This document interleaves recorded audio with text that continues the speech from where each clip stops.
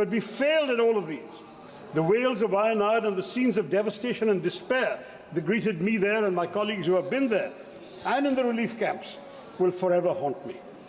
All of us together owed it to the more than 480 people who perished in Wayanad and an equally staggering number who were grievously injured to ensure that no Indian citizen in any part of our country ever again has to endure such a gruesome fate.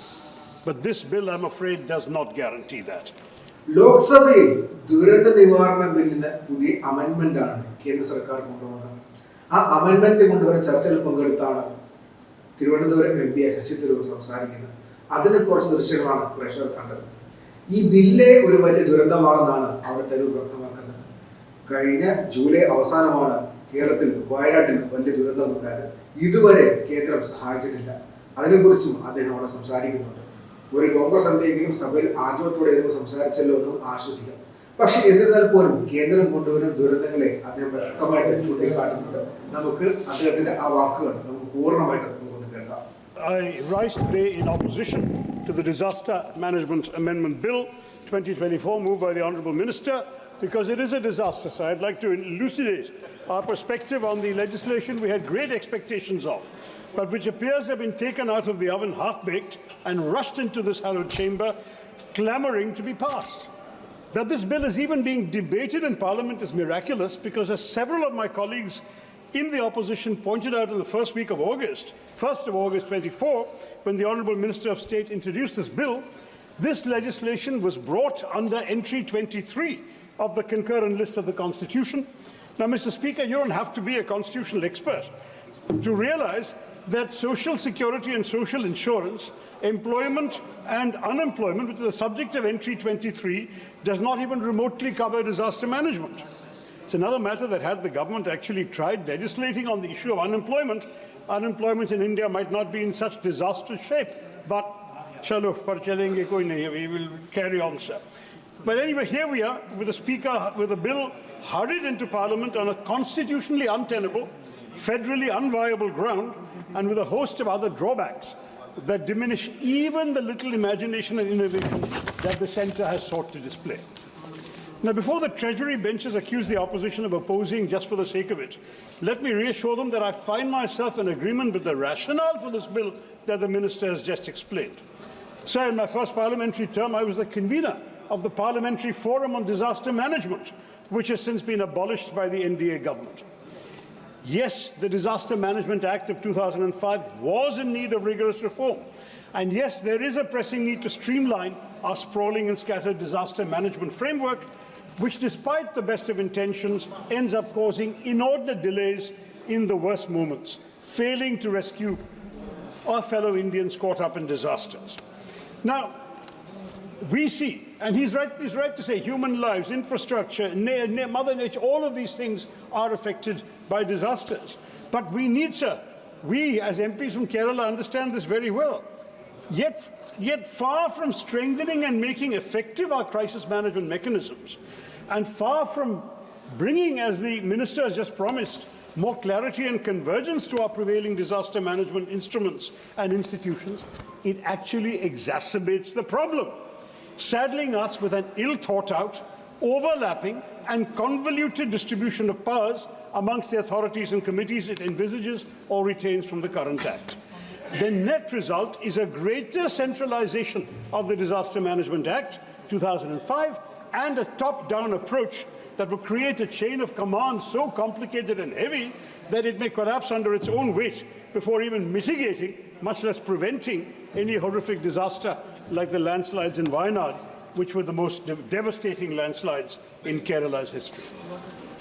On the 3rd of August, Mr. Chairman, the day after my honourable colleague from Wayanad, I made an emotionally searing visit to Wayanad and assisted in the distribution of relief supplies gathered by the MP office in my constituency of Thiruvananthapuram. Picking my way through the rubble to view the destruction of Mundakai, Churalmala and Puncherimattam, I beheld massive JCBs rumbling where till 5 days previously lavishly green hilly villages had sprawled beneath great blue skies. at a hospital suffused with the anguish of countless Indians whose homes and dreams were pulverized by bombardment of rocks and boulders in the early hours of 30th July, I met a young survivor who had endured inconceivable horrors. Just 8 years old, sir. She had lost her father, mother, brother, sister, grandfather and grandmother, and sustained numerous injuries from broken bones to a heavily bruised face. As I saw her propped up in bed, immersed in a coloring book, a desolation gripped me, sir. We should have been able to predict better what was to come, prepare for it, and even to prevent it. But we failed at all of these. The wails of Wayanad and the scenes of devastation and despair that greeted me there and my colleagues who have been there, and in the relief camps, will forever haunt me. All of us together owed it to the more than 480 people who perished in Wayanad and an equally staggering number who were grievously injured to ensure that no Indian citizen in any part of our country ever again has to endure such a gruesome fate. But this bill, I'm afraid, does not guarantee that. Right off the bat, this bill promises, as I mentioned, greater clarity and convergence in the roles of authorities and committees working in the field of disaster management. But in reality, it confuses and complicates and typically just concentrates power in the hands of the central government. This is evident when the bill accords statutory status to the National Crisis Management Committee and the High-Level Committee, both of which predate this bill, but without explaining why.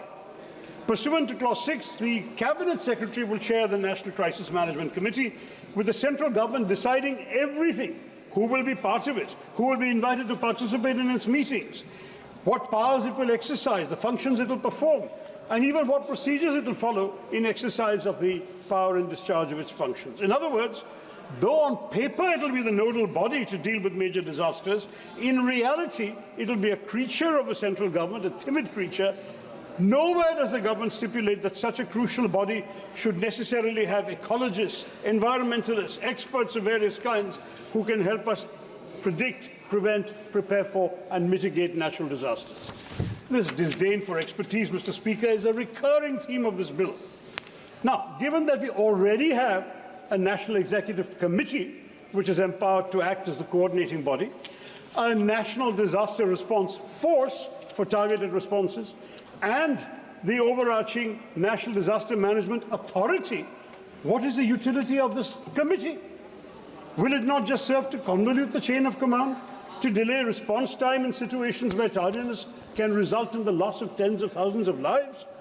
Further complicating the chain of command and vesting yet more powers in the central government is this: pursuant to Section 8B of this revised Act, the Centre is to constitute a high-level committee with a union minister as chairperson for approving financial assistance under Sections 46 and 47, the National Disaster Response Fund and the Mitigation Fund. Now, ultimately, both these funds shall be applied in coordinates with the guidelines laid down by the central government in consultation with the NDMA. So there's no autonomy to this high-level committee. So once again, the question arises, what exactly shall be the powers of the statutory body? This bill, Mr. Chairman, institutionalizes inadequacies and inefficiencies, especially at the central government level, whereas pre-existing bodies with functions not clearly demarcated, overlapping with those of other institutions, have been given statutory recognition. The National Disaster Management Authority, the national linchpin of this Act, remains enslaved to the Ministry of Home Affairs and has no administrative or financial powers of its own, having to route even its minutest decisions through the Home Ministry. A needlessly arduous and time-consuming process. It's also been reported in the media that the NDMA is massively understaffed. I was hoping the Minister would address that in his reply, at least if he's not done so in his introduction. The buck has to stop somewhere, Mr. Chair. And for better coordination of disaster management and mitigation efforts, the NDMA should have been it. They should have been upgraded to a department of the Government of India, even if not to a ministry, but it remains subordinate to the Home Ministry. Even the question of its leadership has not been satisfactorily addressed. It's officially chaired by the Prime Minister. It's normally overseen by Vice Chairperson, who has the rank of a Cabinet Minister. But bafflingly, Clause 3 of this bill says any member of the NDMA is authorized to perform the day-to-day functions of the authority, forgetting that the political heft of a ministerial rank is vital for dealing with states and other ministries and departments of the Union. So, Mr. Speaker, Mr. Chairman, this bill in its ostensible pursuit to decentralize the decision-making process regarding funds, manages to do something utterly bizarre. It dilutes the entire purpose of a National Disaster Response Fund by removing the specific uses for which the fund was intended. One of the most pressing criticisms of the old Act was the excessive centralization of fund allocation. Many of our states have complained about this, especially when disasters are categorized as severe. The debilitating human cost of such a disaster demands from the centre a sense of urgency, completely absent in the proposed framework. That the centre is bereft of the sense of urgency, let alone of any compassion. It has proved very often, especially when disaster relief funds from the NDRF were casually denied to Tamil Nadu and only disbursed to Karnataka after an inordinate delay. In 2023, when Tamil Nadu and Karnataka found themselves on the brink of catastrophe, they were compelled to move the Supreme Court to access the much-needed NDRF funds. Funds they had a claim to. In Karnataka, and yes, Himachal has been mentioned, others I'm sure will do so. Let me speak of the cases I know. In Karnataka, 196 out of 236 taluks had been officially designated as severely drought-affected by the interministerial central team, and the subcommittee of the National Executive Committee recommended financial aid for the state, but despite this, the state, Congress ruled, I admit, had to wait over 6 months to receive the funds, long after the prescribed 1-month period following the IMCT report. This deplorable delay deprived the state of essential resources to protect its citizens and frankly violated their fundamental right to life of the people of Karnataka. Tamil Nadu suffered a similar fate as well, especially in the aftermath of Cyclone Michaung, when there was a complete dearth of necessary funds and the central government was indifferent. Now, while we in Kerala had long been demanding that the Wayanad landslide be declared a national disaster, this request was dismissed in a letter to me by the MOS Home on 10th November, claiming there were sufficient funds in the State Disaster Relief Fund. The justification provided was that existing guidelines on the SDRF and NDRF offer no provisions for such a declaration. The lack of financial aid from the NDRF, under the perversely misguided assumption that the SDRF would suffice, has left us in an unenviable position, sir. With no interim aid forthcoming, Kerala has been left with no option but to insist on the declaration of a landslide as a level 3 disaster, which will at least allow for the mobilization of some resources and support. But many of us had raised this much earlier. No sooner had the landslides ravaged Wayanad, I wrote to the Honourable Home Minister on the 31st of July, requesting him to recognise this monumental cataclysm as a calamity of severe nature in terms of paragraph 8.1 of the MP Lads guidelines. So we could have all helped at that time. We could have recommended works up to 25, up to 1 crore, I beg your pardon, from MP Lads funds. But the request was ignored. The Minister of State wrote to me in early November to tell me that the Inter-Ministerial Central Team, IMCT, had visited Wayanad from the 8th to 10th of August, and the central government would take action based on its request. August, sir. They're supposed to take action within 1 month according to the existing Act. To this date, no action has been taken, and no additional funds have been arranged for Wayanad, sir. How can we accept this? Now, this bill, Mr. Chairman, is an excellent case of minimum decentralization, maximum declamation, at which, of course, this government excels. Indeed, even one of the bill's better provisions is undermined by the government's refusal to walk the talk. I refer to the creation of separate urban disaster management authorities in state capitals and cities with municipal corporations, except Delhi and Chandigarh.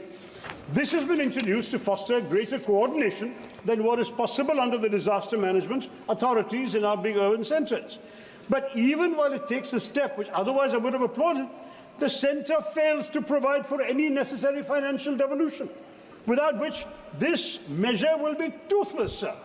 While the government appears to have recognized that district administrations across India should tackle emerging threats on their own terms and in line with local conditions, it has overlooked the dismal fact that in our country, the total municipal expenditure accounts for barely 0.79% of GDP. Paise kahan hai? Given that this bill focuses on disaster risk reduction rather than post-disaster management, it's crucial that the government realize that urban local bodies need to be financially empowered.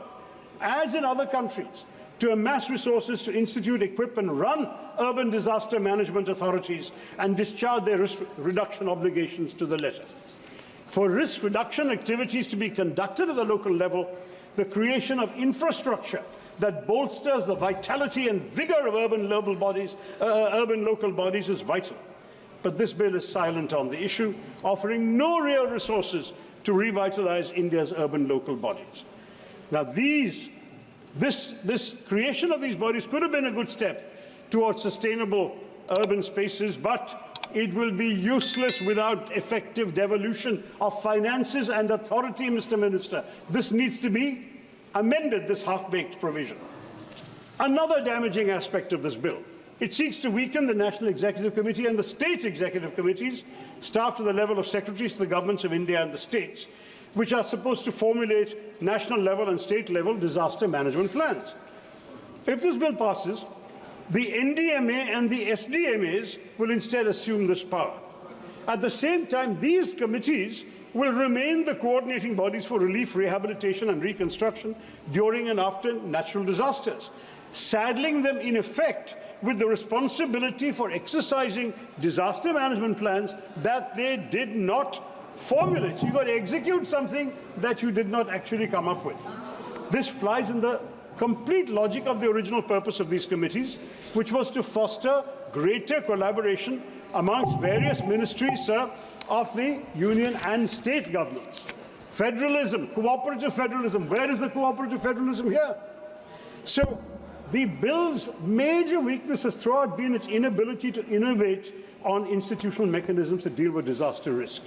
Although it achieves coordination for greater risk management, it offers no clarity on how to achieve such coordination in practice amongst a wide range of institutions, split both vertically and horizontally, and including non-government, private and civil society elements. By the way, Mr. Chairman, and the Minister has not noted this, disaster relief, rehabilitation and reconstruction is still not a justiciable right in India. The Indian state has for far too long undertaken relief measures as an obligation, not a duty. It must discharge that duty in fulfillment of its citizens' inviolable rights. This has been an issue for years, but the bill would have been an opportunity to fix it, because we are learning lessons from what hasn't worked in the earlier version. You have instead squandered it, Mr. Minister. You will, of course, carry out relief assistance up to your whims, your political expediencies. You may provide ex gratia compensation. You may provide relief items, compensation for destruction of houses, etc., destruction of boats, fishing equipment, farming equipment, etc. But all of this will vary from place to place, and it must change. Disaster relief must be a fundamental right of all Indian citizens. It's also important, so one important negative factor of this bill that testifies to its lack of imagination, creativity, and reluctance to accept the bleak realities of our environment. On 25th of July, the Honourable Minister of State for Science and Technology and Earth Sciences told this House that the government has no plans to classify coastal erosion or heat waves as notified disasters under the Disaster Management Act 2005. Now, this is crazy.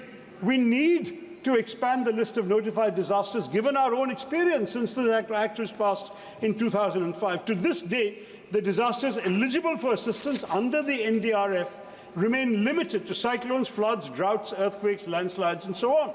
Coastal erosion and heat waves are conspicuously absent. This narrow, outdated definition of disaster stands in contrast to the growing global consensus that recognizes coastal erosion and heat waves as climate-related disasters. The devastating impacts of these calamities on ecosystems, on human health, are no longer matters of debate, sir. My own constituency has lost 65 square kilometers to coastal erosion since I became the MP. I've said in this House and in a letter to the Prime Minister, if we had lost 1 inch to the Chinese, we would have made it a national issue. We have lost 65 kilometers to natural disasters. We don't seem to care. I'm sorry, sir. According to the All India Meteorological Department, 2024 has witnessed already a staggering 536 heat wave days, the highest in nearly 14 years, And between 2013 and 2022, heat waves and sunstrokes claimed more than 10,000 lives. And yet, the government obstinately refuses to acknowledge this disaster looming over us. The Disaster Management Act was passed over 19 years ago. It might not have anticipated that climate change would get so bad and that coastal erosion and heat waves would transmogrify into such a formidable challenge in the future. But why not this bill? If this bill has learned any lessons in the last 19 years, they should show them here. Why could it not devise a mechanism to grapple with this burgeoning crisis? Though the Disaster Management Act's definition of a disaster is actually broad enough to encompass climate-induced events, its statutory list remains static and unimaginative. It obstinately ignores the realities that our citizens are enduring, sir. This is a dangerous oversight, as the impacts of such events, widespread loss of life, destruction of livelihoods, are no less severe than the devastation wrought by floods or earthquakes. In failing to adapt, we risk exposure to avoidable calamities. The government demonstrates its indifference to the plight of those numerous Indians who perished because of heat stroke or lost their homes and livelihoods to coastal erosion. Therefore, the NDMA needs to enhance its capacity to prevent climate change from becoming disasters, such as unprecedented landslides in Wayanad's case, heat waves and storms. Let's not forget, sir, that amongst the primary contributors to the Wayanad calamity were a host of issues, not just excessive rainfall, as the Home Minister mentioned.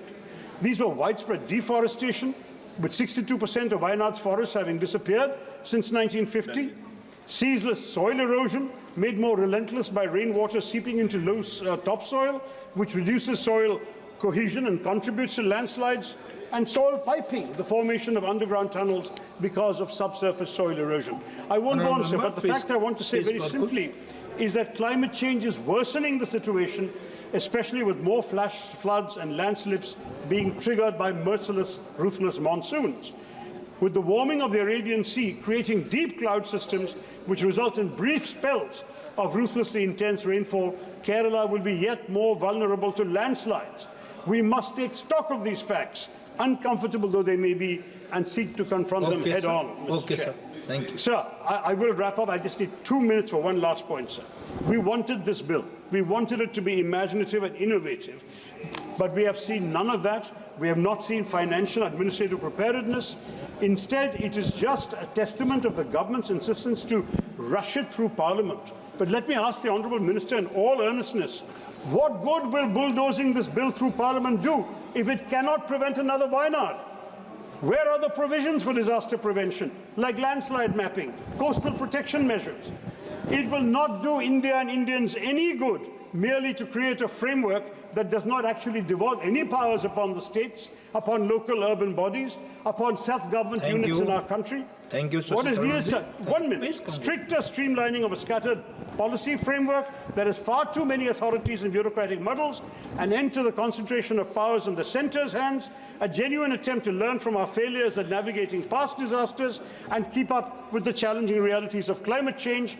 A revised bill should allow for expertise, independent of committees, streamline and clarify the role of the bodies. And next speaker, Sri Trivendra Singh Rawatji. Given, Please conclude.